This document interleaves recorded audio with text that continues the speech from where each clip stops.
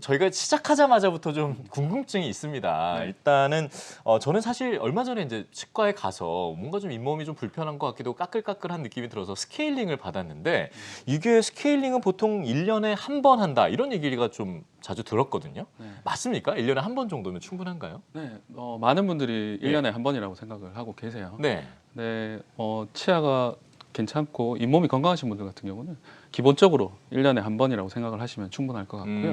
근데 그게 절대적인 건 아니라서 개인에 따라서 나이나 잇몸 상태에 따라서 조금 차이가 있죠. 그럼요. 다 다르겠죠. 네. 사실 저 같은 경우는 어릴 때 교정 치료를 해가지고 음. 한 적어도 1년에 2번 정도는 스케일링을 받거든요. 근데 원장님 궁금한 게 더 자주 받아도 되는 건가요?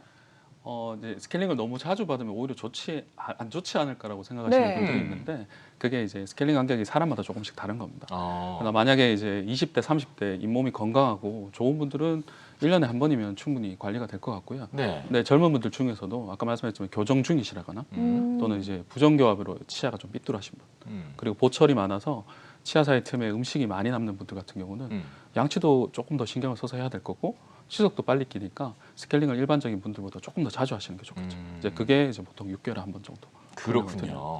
그러니까 결국은 개인의 상태에 따라서 스케일링의 횟수는 당연히 달라질 수 있는 거고 그렇죠. 일단 보편적으로 봤을 때는 대부분 1년에 한 번 정도에서 2번 정도를 치과 원장님들도 권유해 주시는 게 맞군요. 네, 대부분 그렇게 추천드리죠. 알겠습니다. 근데 뭐 아까 좀 상황에 따라 다르다는 거는 사실 조금 전에 짚어주신 부분들이 약간 나이가 있으실수록 좀 더 그런 걱정할 수 있는 상태인 거잖아요. 네, 맞습니다. 이게 예. 아무리 관리를 잘 하시는 분들도 나이가 들면 따라서 잇몸이 조금씩 내려가요. 네, 그러면 치아와 치아 사이, 치아와 잇몸 사이 틈이 생기는데 그러면 전에랑 다르게 양치를 하고 나서도 틈에 음식이 좀 남죠. 네. 그러면 그 남아있는 음식들을 제거하기 위해서 일반적인 칫솔질 말고 뭐 치실이라든지 치간 칫솔을 부가적으로 사용을 해주셔야 되고 그렇게 하더라도 당연히 치석이 생기는 속도가 빨라지니까 저물 때보다는 그래서 스케일링을 조금 더 빨리 하셔야 되는데 그게 보통 이제 6개월에 한 번 정도. 그리고 양치가 정말 잘 안 되고 잇몸이 많이 넓으신 분들 같은 경우는 3개월에 한 번 더 추천을 드리는 경우가 가끔 있습니다. 개인차가 확실히 존재하는군요. 네, 많이 저 맞아요. 궁금해지는 게 있는데 혹시 용경빈 아나운서 흡연 하시나요? 아 담배 저는 진작에 끊었죠. 아, 지은 씨도 좀 빨리 끊어. 어머. 농담입니다. 농담이고요. 네. 그 원장님, 흡연 여부에 따라서도 스케일링을 얼마나 자주 해야 되는지 그게 좀 갈릴 것 같아요. 네, 맞습니다. 다들 알고 계시겠지만 흡연하시는 분들은 니코틴 착색이 많이 되죠. 그러면 착색이 많이 되는 만큼 스케일링 치석도 빨리 끼니까 스케일링도 조금 더 자주를 해주시는 게 좋아요. 두 분은 커피 자주 드시나요? 커피는 없으면 못 살죠. 그렇죠. 예. 하루에 5잔은 마십니다. 5잔? 그건 좀 네. 많은데. 예. 저도 좋아해서 한 잔 이상 꼭 마시는데 예. 차나 커피를 많이 마시는 분들도 보면 착색이 많이 생기거든요. 아하. 그러니까 그만큼 스케일링하는 간격을 조금 줄이시는 게 좋아요. 아니 왜 술 중에도 보면 와인 같은 것들은 좀 이렇게 치아가 착색되는 느낌 정도로 보라색으로 변하잖아요. 네. 이런 경우 더 치아에 안 좋고 그런가요 혹시? 착색이 된다고 해서 네. 치아에 직접적인 영향이 가지는 않을 것 같고요. 아. 근데 이제 마시는 음료에 산성이 높거나 예. 그러면 그거는 이제 영향이 있을 것 같아요. 아. 와인이나 색깔 있는 음료들을 많이 마시는데 예. 음료 자체가 산도가 높지는 않다면 착색을 일으키긴 하지만 치아 자체에 직접적인 영향을 줄 것 같지는 않습니다. 탄산음료는 장난 아닐 것 같은데요. 네, 탄산음료는 좋지 않죠. 그거는 뭐 이렇게 탄산음료에 뭐 생선뼈를 담가 놓으면 그게 녹아 없어진다고 네, 얘기할 그런 정도잖아요. 실험들이 많이 있죠. 맞아요. 코카콜라에 예. 이를 담그는 실험들도 실제로 예, 있는데 예. 그만큼 산도가 높고 치아 표면을 부식시키는 역할을 하기 때문에 탄산음료를 자주 드시는 건 치아에는 굉장히 안 좋습니다. 저는 또 여기서 궁금해지는 게 있는데 네.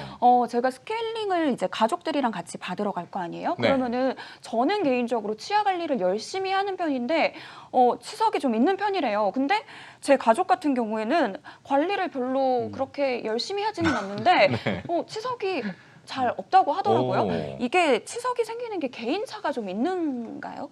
네. 치석이 생기는 속도도 사람마다 조금 차이가 있어요. 예. 주로 침 분비량이 사람마다 다르기 때문에 그런데요. 침 분비량이 좀 많은 분들은 이제 침 속에 칼슘 인성분들이 많이 방출이 되니까 예. 다른 분들에 비해서 치석이 좀 빨리 낍니다. 네. 근데 반대로 침 분비량이 적은 분들은 치석은 좀 덜 낄 수 있겠지만 예. 반대로 이 자정작용이 덜 되기 때문에 그 충치가 좀 많이 생긴다거나 그런 부작용이 생길 수도 있죠. 그러니까 뭐 침이 결국은 너무 많은 것도 당연히 좋지 않고 너무 모자라도 당연히 좋지 않고 좀 적당하게 필요할 텐데 물 같은 걸 좀 자주 마셔주는 게 좀 도움이 될까요? 아, 네, 그럼요. 이게 침 분비량이 나이에 예. 따라서도 조금 달라지는데요. 예. 이제 물을 많이 드시게 되면 당연히 침 분비량이 늘어납니다. 음. 젊을 때는 침이 굉장히 많이 나오는데 음. 이제 나이가 들면 따라서 이제 침샘들이 많이 퇴화하게 돼요. 그러면 침 분비량이 떨어져서 연세가 좀 높은 분들 중에 구강 건조증을 호소하시는 분들도 많고 그래서 나이가 들면 이제 분비량이 좀 떨어지게 되죠. 그렇죠. 근데 이제 스케일링을 받다 보면 말이죠. 왜 이렇게 뭔가 내 뼈가 좀 없어지는 느낌이 가끔 들 때가 있어요. 맞아요. 치아가 네. 계속 가니까 네, 네. 이렇게 계속 갈아도 되나 싶을 정도의 생각이 좀 들 때가 있는데 괜찮은 공간도 겁니까? 막 생기던데. 네. 네, 근데 이 스케일링을 해서 이제 공간 얘기를 먼저 드리면 예. 스케일링을 하고 나서 만들어진 공간은 치아가 깎여서 만들어진 공간이 아니고 아. 예, 치석이 막혀 있던 공간이 치석이 없어지니까 공간이 생기는 거고요. 아. 그리고 또 하나가 이 치석에 붙어 있는 잇몸들은 부어 있는 상태거든요. 그러면 그 부어 있는 잇몸이 이 염증의 원인인 치석이 제거되면 예. 가라앉겠죠. 음. 그러니까 치석 스케일링을 하기 전보다 치아 사이 공간이 더 넓어진 것처럼 네네네. 예, 생각이 되는 되게 거예요. 적응 안 되더라고요. 그리고 이제 스케일러를 사용할 때 그 느낌이 예. 드는 이유는 뭐냐면 네. 이 생각보다 치아 표면에 치석이 굉장히 강하게 부착돼 있어요. 아. 근데 그거를 이제 떼어내야 되니까 이제 초음파 진동을 이용하게 되고 네. 그러니까 이 초음파 진동의 그 특유의 느낌이 이 시리고 치아를 뒤흔드는 느낌이 드니까 그런 느낌들을 드시는 거예요. 아, 치과 무서워요. 오늘도 저. 맞아요. 근데 이제 원장님이랑 얘기를 나눠보니까 네. 개인별로 스케일링 횟수에 따라서 되게 차이가 많다라는 생각이 들어요. 뭐 흡연량도 그렇고요, 뭐 침 분비량도 그렇고요. 생활 습관이나 건강 상태에 따라서 스케일링 횟수를 정해야겠네요. 네, 그렇죠. 전신질환자 중에서도 특히나 당뇨가 좀 있으신 분들 같은 경우는 염증에 좀 취약하기 때문에 예. 스케일링이나 정기 검진을 6개월에 한 번 정도 추천을 드리는 편이고요. 음. 그리고 이미 치주염이 좀 진행이 돼서 잇몸이 약한 분들 같은 경우는 치석이 좀 빨리 끼고 염증에도 취약하니까 마찬가지로 6개월에 한 번 정도 정기 검진과 스케일링을 권유를 드리는 편입니다. 그리고 개인에 따라서 식습관이나 양치 습관이 완전히 다르죠. 네. 예, 그러니까 일률적으로 사람마다 똑같이 스케일링 간격을 맞추는 건 맞지 않고요. 예, 거기에 따라서 조절을 해서 스케일링을 받으시는 게 좋을 것 같아요. 결국은 개인마다 다 다를 수 있기 때문에 그만큼 어떻게 보면 내 자신의 상태를 좀 자주 치과 같은 데 가서 점검하고 있고 내가 알고 있는 게 또 중요하지 않을까라는 생각도 좀 동시에 드네요. 알겠습니다. 자, 이렇게 치아 건강에 도움이 되는 상식과 지식 그리고 머릿속에 저희가 좀 쏙쏙 저장되는 느낌이 들지 않았습니까? 네. 전 저장 아니, 완료됐습니다. 저도 저장 완료했어요. 좋습니다. 바로 치과 예약해서 스케일링 해봐야겠네요. 알겠습니다. 네.